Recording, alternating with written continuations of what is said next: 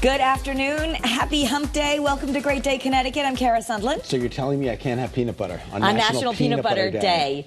Well, what is up with that? Just for the detox, we would have to celebrate with almond butter. It just seems like more and more is being pulled away. It's a kitchen staple. The only reason generally peanuts can be inflammatory, or they might have a fungus on them. So just for the detox. But this is National Peanut Butter Day. It's still a healthy, wonderful food, and interestingly, created by the Incas and the Aztecs, 1000 BC. That's incredible. Yeah. It wasn't. However, it wasn't the creamy peanut butter we know now. Is actually more of a paste. It was a paste, Kara. I still think of peanut butter as a paste. Well, if you get the natural peanut butter, like it's sometimes because if you look at the ingredients, the only thing really that should be in it are peanuts and salt. Now, if you go get the other kind, they've got all this stuff in it, sugar and creams and. Well, the peanut butter that we know was introduced to audiences at the 1904 Universal Exposition in St. Louis. Oh, but Joseph Rosefield, he's the one who, back in 1922, he found the way to keep the peanut oil from separating from the peanut solids. But now we go back to the oil separating. Exactly. Didn't Paul teach you turn it upside down? I do that, but it doesn't always work for me. It doesn't always work for me either. I thought it was a Haney's helpful hint years ago, but it doesn't always work for me. Would you excuse me 1 second? Okay. I'm going to take a little nap right here. Oh, okay. Good night. Are you also willing to earn less money if it means a better work life? Oh, we're not at the nap story yet? Not yet. Oh, that's next. First, Sorry, I'll wake up for this story. A new survey says by Ford Motor Company that guess who's saying this? The younger kids. The younger people would are willing to make less money if they have better work-life balance. Get to work, everybody. Show up. Do your job. Globally, 52% said they would take a 20% pay cut for a better work-life balance. But when it comes to the ages of who's saying this, millennials and Gen Z were more open than Gen X and baby boomers. Unbelievable. Get to work, everybody. 40 hours a week. It's good for you. And maybe, you work like me, 50 to 60. Well, that's the thing. I wonder, are they saying that because they're being worked so hard, or they just want 40 hours would be work-life balance or not? I don't know. I don't know. But speaking of work. All right, now I'm going to. Have you ever taken a nap at work? Take a little nappy at work here. Yeah? Take a little nappy, a little schluffy? No, I don't take naps at work. I know. Every now and then, I'm like, oh my God, I'm so tired, and I'm logging a tape, and I'm like, do you ever just do the head bob? And yeah, I'm like, oh my God, I got to wake up.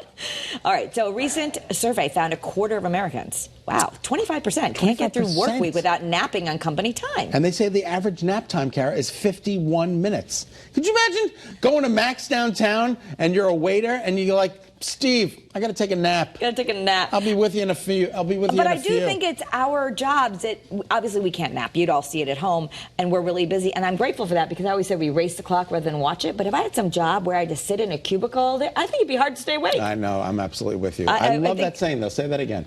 We race the clock. I like to race the clock instead of watch the clock. That is perfect. I've never heard that before. It's a Kara saying. It's a Kara saying. Yeah, just cell phone wallet keys, the thing that runs in threes. No, cell phone wallet keys. I have all of these. I have all of these. I don't know. I got my own renditions. I learned that my job of Office Max as a teenager, they signed me for 3 days, 8-hour shifts, and every day, all day long, I priced folders.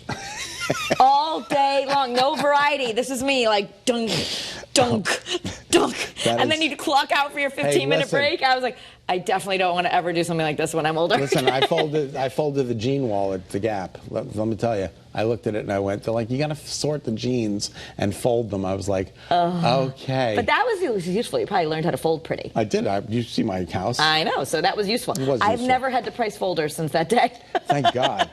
All right. So the CBS family, along with millions of viewers and radio listeners, are mourning the loss of someone who was incredible. He was a faraway mentor for me. I used to read all of the Charles Osgood books when I was getting into the business on the art of speaking well. Absolutely. 91 years old. He was a veteran journalist, but we also thought of him as so much more of just a good guy, a musician. He was just wonderful. Married, 5 children, 6 grandchildren. Wonderful life, 91 years old. And Kara, if you take Osgood and flip the first 2 letters, it's so good. And that's what he was. Oh. That's what I'm saying. That's amazing. Yes, I love it. He said he would have done it forever if he could have. Yep. And I was listening to some old interviews with some of the bosses at CBS. In the beginning, just goes to show you, in the beginning, they're like, you can't be doing stories like this. This is like too foo-foo. Nobody cares about this. Exactly. And he insisted that if you could tell good stories about good things, people would listen. He was right. He was right. And it was the summer's blockbuster. Yeah, Barbie, all set up with office box records, all that. And then the nominations come out, and I was watching all the stuff today. Oh, they found an incredible movie about patriarchy, about women's rights, about all this, and the Oscar nomination goes to Ken. Ken. Disappointed. Now he's speaking out. Right. Yeah, I like that. I like that Ryan Gosling is saying this. So we're talking about because Greta Gerwig was passed over, so was Margot Robbie. Ken, or Ryan Gosling, released a statement saying there is no Ken without Barbie. There is no Barbie movie without Greta Gerwig and Margot Robbie, the two most good for him. Two people most responsible for this history-making, globally celebrated film, and that he's disappointed they weren't nominated. Absolutely, but they did get a nomination, a nod for Best Adapted Screenplay, which was co-written by Gerwig and her husband Noah Baumbach. So at least they got something. But I'm telling you, not great. Not great. You knew there was going to be some Barbie backlash. I got to ask you a question. I don't know if you know the answer to this, but do they all sit in a room and vote, or each one of them votes individually, not knowing what the other person is voting for? And then that's just the way it comes out. I don't know. I mean, I know when we all as journalists get asked to vote on the Emmys, and that's separately on our own time. We watch things and score them as we go. So I don't know how the Academy works. I don't know how the Academy works either. So anyway. Hey, dinosaurs are soon going to be roaming the earth again. Well, at least on the big screen. According to Hollywood Reporter, Universal Pictures is developing a new Jurassic World movie starring Steve Abrams and Hunter Morton. Are you trying to say that they're dinosaurs? No, I'm not saying that. That's not at all. We're very excited because the studio, in the middle of our detox, smells of amazing Max Downtown food, but that's coming up. Anyway, I would love to go see this. My favorite characters in the Jurassic are the Velociraptors. I think that my cats, Angela and Serafina, could play the Velociraptors. Which ones are the ones with the little hands? Those are the Tyrannosaurus Rex. Tyrannosaurus Rex. But the Velociraptors are the ones they can smell you, and they're and they just they eat everything in sight. They found you in little corners, and they're Do super they eat fast. You? Yeah, they did. They ate a lot of people in the other one. That's not a good movie for me. So when the cats are fighting, we say, "Oh, the Velociraptors."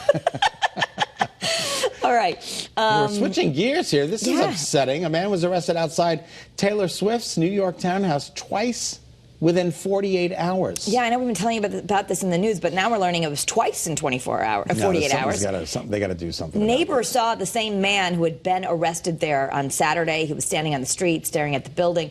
Now, he reportedly told police he was there to see the pop star. Sure. The man is being charged with aggravated harassment and stalking. And they say it was, when he was arrested Saturday, it was for 2 open warrants from 2017, because this has been going on. She's had a stalker for a while. With all of this fame and popularity, and she does such good, and she's got to deal with all of this stuff. Right. Like these people out there who are just stalking her, which is completely crazy. Right. I think it would feel really unsafe. We don't like my hair. Right, your hair is on your microphone. Okay. That's good. Okay. Dwayne The Rock Johnson, he's trading in his muscle shirts for business suits. He's always been a big fan of teaching financial independence. He talked about the day when he only had $7 in his wallet and he built himself up. Empire. So he's joining the board of directors. 30 mil. For this company. Yeah, he's getting paid $30 million for TKO Group Holdings, and that has WWE and the UFC, which recently merged. So he's going to be on that board. How do I become the WIFE of Dwayne The Rock? The Wi-Fi? I want to be the wife. Oh, the wife. Yeah. Oh, you said WIFE. Oh, yeah. I don't think he's on your team. He's definitely not. All right. So if you haven't paid attention to these alerts to download something on your iPhone, you might want to. Apple is now working on a way to protect our personal data that's stored on the phone. We all use our apps with our banks. Shouldn't they have thought about this a couple of years ago? So they announced a major security update. Yeah. You can download it now. It adds stolen device protection. So before someone could actually wipe your phone or do anything, they would have to use your Face ID or your fingerprint. Okay. Or they won't be able to access your data or make any changes. All right. Like changing your Apple ID password, because that's the problem. When someone steals your phone and then they change your password, What it's if like... they cut your hair? You wanted me to cut my hair. All right. We're unfortunately out of time. We can't do the manatee record, but we're going to get to it tomorrow. We're going to do it tomorrow because it's fascinating. Okay. All right. What's coming up? We have a great show on